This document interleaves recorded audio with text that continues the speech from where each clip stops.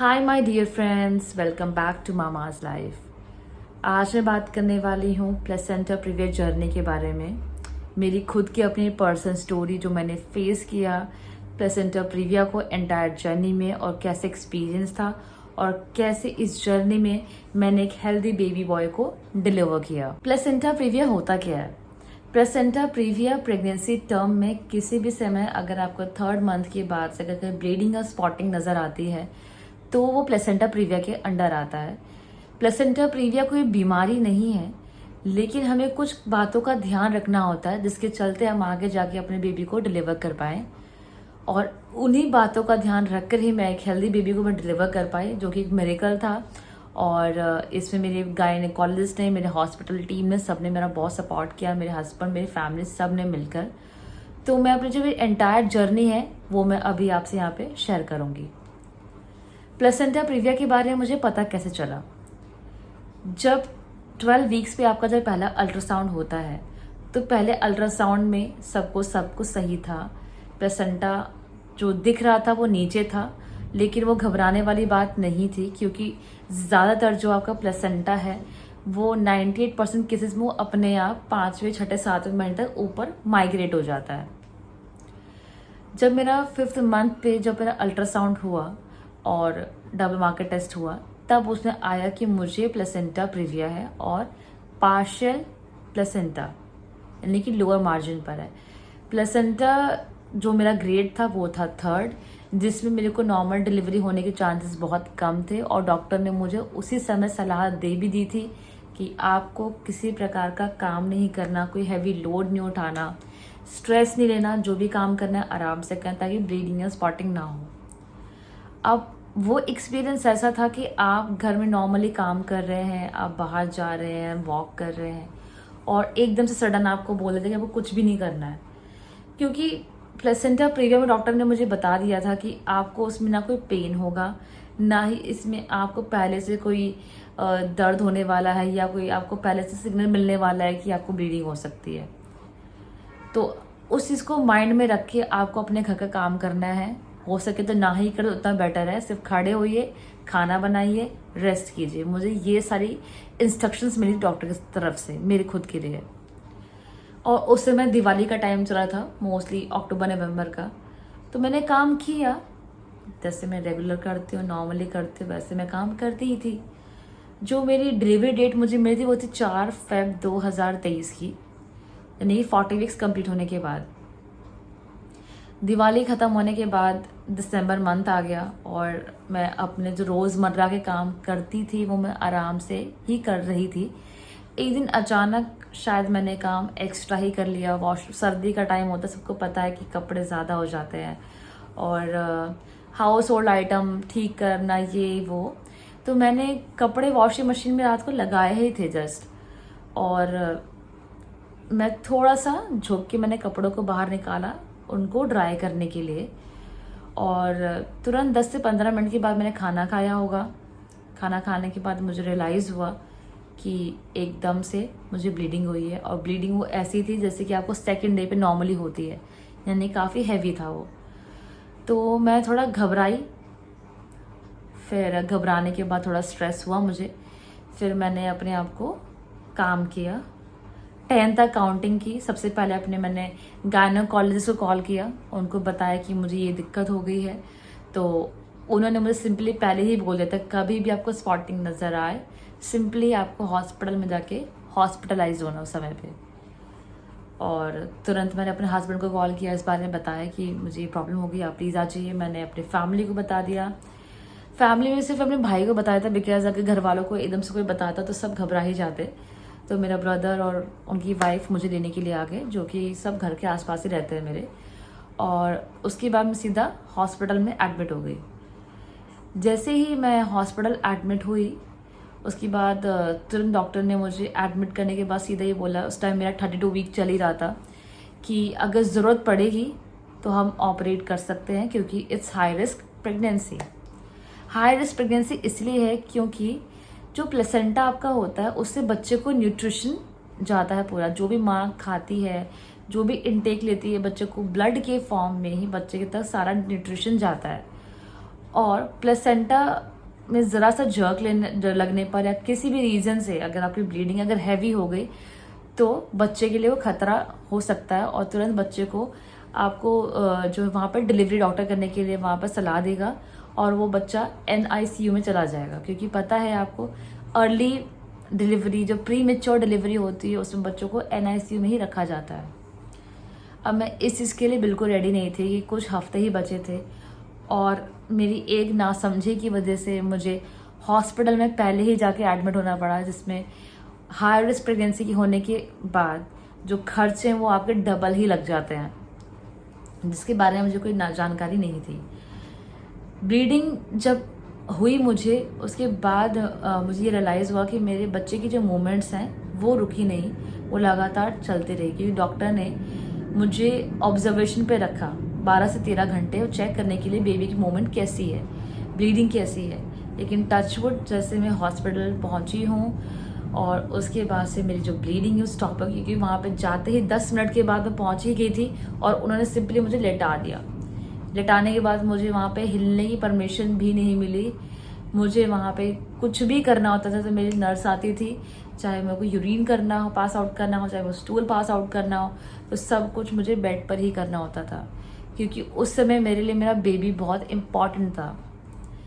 Baby की life बहुत important थी। सारे घर वाले घबरा गए थे उस समय, और मेरे मन में एक ही चीज़ थी, वो थी पॉजिटिविटी, जो मेंटली मैं लेके चल रही थी कि मेरी बेबी को कुछ नहीं होगा, मैं अपना पूरा टाइम लेकर ही चाहूँगी चाहे कुछ भी हो जाए।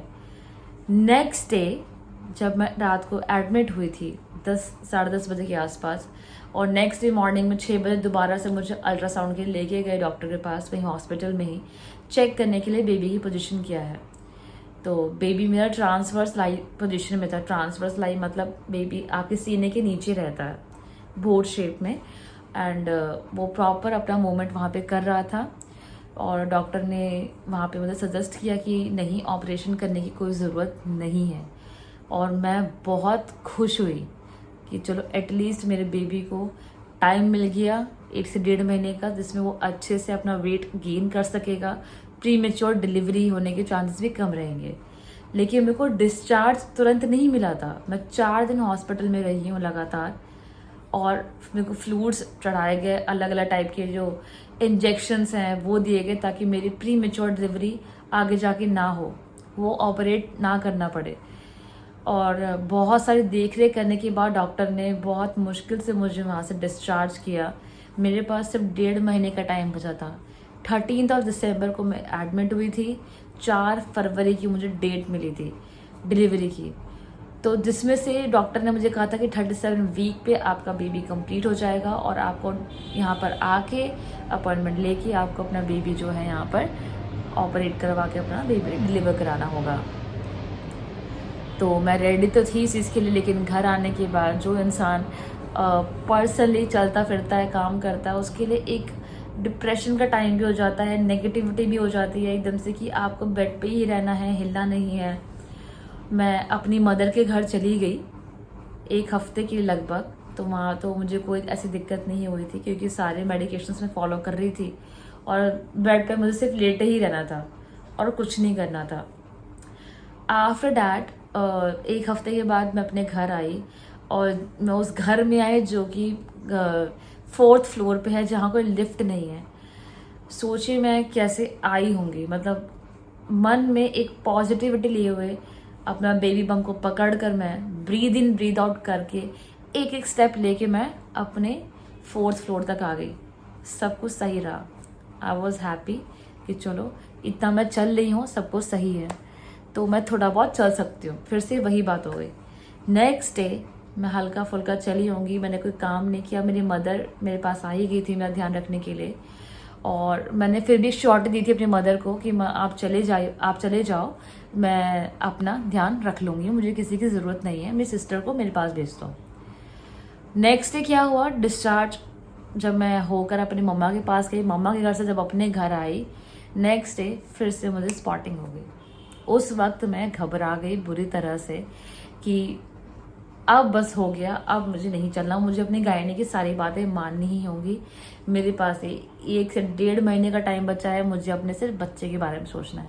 मैं चुपचाप किसी को बिना बताए लेट गई। मैंने सिर्फ अपने हस्बैंड को इन्फॉर्म किया, अपनी मदर को दोबारा इन्फॉर्म किया कि आप ही आ जाओ, मैं अब कोई काम नहीं करना चाहती, मैं नहीं चलना चाहती हूँ, मुझे अपने बच्चे की फिक्र है इस टाइम पर। मेरी मदर तुरंत आ गई और उसके बाद मेरी कभी मदर मेरे घर आती थी, कभी मेरे सिस्टर, कभी मेरे हस्बैंड, हम सब ने मिलकर इस बेबी के लिए बहुत ज़्यादा मेहनत करी। मेरे सब लोगों ने बहुत ध्यान रखा। 1.5 महीना एक बेड पे पड़े रहना और आपको लेटे हुए नहाना है, लेटे हुए खाना है, आपको कैसा लगेगा? इसलिए कहते हैं शायद डॉक्टर की आपको सारी बातें मान लेनी चाहिए, क्योंकि एट लास्ट आपका बेबी ही इम्पॉर्टेंट है।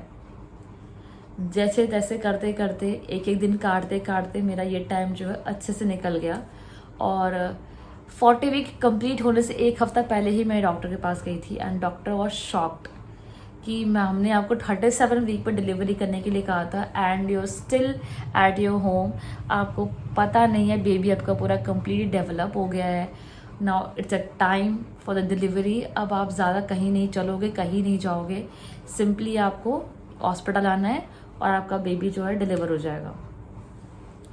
एंड उसके बाद जो मेरे को डेट मिली वो मिली 20 जनवरी 2023 की एंड उसके बाद मेरी डिलीवरी का टाइम आ गया। I was happy and I was little bit nervous too कि सब सही होना चाहिए। मन में सिर्फ मैं ओम नमः शिवाय का जाप करती रही और अपने दोनों पेट्स का ध्यान रखती रही कि वो उनको, मुझे बेशक कुछ हो जाए लेकिन उनको कुछ ना हो भगवान। मतलब वो दोनों को बहुत सेपरेशन एंजाइटी है मेरे को लेकर और वो मुझसे बहुत प्यार करते हैं, तो मेरे माइंड में उनको भी लेके हमेशा रहता है कि मैं उनको छोड़ के कहीं जाती नहीं हूँ इसीलिए। तो जब मेरे डिलीवरी का टाइम आया तो मुझसे बहुत सारे पेपर साइन कराए गए कि अगर एक्सेस ब्लड निकलता है तो आपका यूट्रस निकाल सकते हैं, ब्लड डोनेट करना पड़ सकता है, ये वो। मैंने सब कुछ एक्सेप्ट करके सब चीज़ों से साइन कर दिया कि मेरे को अपना बेबी हेल्दी चाहिए। And that was a miracle day. 20 जनवरी 2023 मॉर्निंग में 7 बजे मैं एडमिट हुई एंड देन सुबह 10:45 पर मेरा जो बेबी है वो इस दुनिया में आ गया and he was perfectly healthy. मैं भी ठीक थी एंड मतलब सारी चीज़ें सही थी, मेरे साथ भी कोई प्रॉब्लम नहीं आई, ना कोई एक्सेस ब्लड मेरा लॉस हुआ, ना मुझे यूट्रस निकलवाने की कोई दिक्कत आई। Each and everything was perfectly fine. Guys, मैं आपको सिर्फ स्टोरी से सिर्फ ये चीज़ बताना चाहती हूँ कि आपका जो गाइड ने आपको जो भी प्रिस्क्राइब करता है, जो भी पहले ही स्टार्टिंग में बता देता है कि ये प्रॉब्लम है, आपको इस चीज़ का ध्यान रखना है, तो बिना कुछ सोचे समझे आप अपने डॉक्टर की बात को मानिए और अपने डॉक्टर की कही हुई बातों को फॉलो कीजिए। अच्छा खाइए, स्ट्रेस मत लीजिए। इसके अलावा जो प्लेसेंटा प्रीविया, अगर किसी को पता लगता भी है कि किसी को प्लेसेंटा प्रीविया है तो उसको घबराना नहीं है। मैं अपनी प्लेसेंटा प्रीविया की जर्नी में बिल्कुल भी नहीं घबराई हूँ। हाँ, मेरे मिस्टेक की वजह से मुझे बहुत बड़ी प्रॉब्लम आगे हो सकती थी, पर वो भी हम लोगों ने जो है रिजॉल्व कर ली। तो प्लेसेंटा प्रीविया की जर्नी से मुझे यही सबक मिला है कि आपको जो बताया जाए आप उसे फॉलो करें। दूसरा, प्लेसेंटा प्रीविया के बारे में जब आपको पता लगता है तो आपको किसी भी तरह का स्ट्रेस नहीं लेना है, क्योंकि इतना भी डेंजरस नहीं है। हाँ, डेंजरस ये तब है जब अगर आप एक्स्ट्रा बर्डन लेके काम कर लें और ब्लीडिंग ज़्यादा हो जाए। ज़्यादा ब्लीडिंग होना ही सबसे खतरनाक चीज़ होगा आपके बच्चे के लिए, क्योंकि प्लेसेंटा के थ्रू ही आपके बच्चे को जो है ब्लड के थ्रू न्यूट्रिएंट्स प्रोवाइड होते हैं, उससे ऑक्सीजन मिलता है, बच्चे की धड़कनें चलती हैं। तो ये चीज़ का ध्यान रखना है बस आपको। बाकी आप अपने नॉर्मल लाइफस्टाइल जैसे जी रहे हैं आप जी सकते हैं, खुश रहिए, बिल्कुल मत घबराइए, सिर्फ बच्चे के बारे में सोचिए। पॉजिटिव एनर्जी आपके बच्चे को मिलती रहेगी मदर की साइड से एंड देन देखिए एक मिरेकल होगा एंड आपका बेबी बिल्कुल हेल्दी डिलीवर होगा। प्लेसेंटा प्रीविया हर केस में ज़्यादातर डॉक्टर आपको सिजेरियन करने के लिए ही बोलेगा। आपको ये रिस्क नहीं लेना है कि मुझे नॉर्मल करना है। डॉक्टर ने अगर आपको प्रिस्क्राइब कर दिया है अगर सिजेरियन होगा तो आपको वहाँ पर सिजेरियन ही कराना है। आई रियली होप कि आपको मेरा जो वीडियो है थोड़ा मोटिवेशन लगा होगा। जिनको भी प्लेसेंटा प्रीविया के बारे में पता लगता है वो थोड़ा स्ट्रेस में आ जाते हैं। तो फ्रेंड्स, आपसे रिक्वेस्ट है आप प्लीज़ बिल्कुल स्ट्रेस में मत आइए। जो भी आप जैसे खा रही थी, जैसे आपकी नॉर्मल लाइफ थी, जैसे आप खुश थे वैसे ही रहिए। बस आप ये सोचिए कि आपको कुछ भी ज़्यादा बर्डन लेके काम नहीं करना और ऐसी चीज़ नहीं करें जिसका ब्लीडिंग होने के चांसेस हो सके। आप चाहे तो प्लेसेंटा प्रीविया के बारे में अपने डॉक्टर से बात कर सकते हैं खुल। फ्रेंड्स, मैं आज का वीडियो यहीं पे फिनिश करती हूँ। अगर आपको मेरा वीडियो पसंद आता है तो प्लीज़ लाइक कीजिए, कमेंट कीजिए, शेयर कीजिए। अगर आपने मेरे चैनल को सब्सक्राइब नहीं किया है अभी तक तो सब्सक्राइब भी कर लीजिए। मैं आगे ऐसे ही इन्फॉर्मेटिव वीडियोस भी जो है अपलोड करती रहूँगी। तब तक के लिए आप सब अपना ध्यान रखिएगा। Take care, bye, love you all.